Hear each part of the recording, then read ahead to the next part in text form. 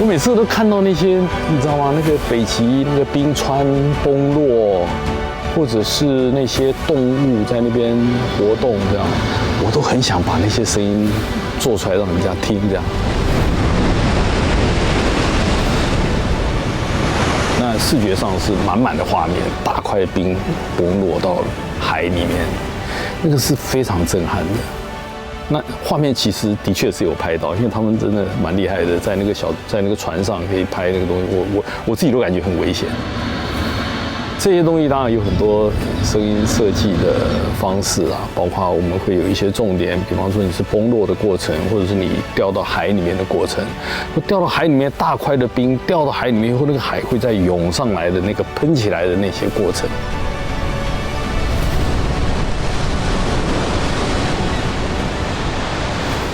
然后还有5.1声道，你是喷到左边还喷到右边呢？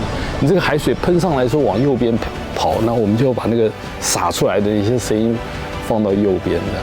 这些东西如果是你是一个小物体的话，你当然就是小小的，不是，它是非常大的。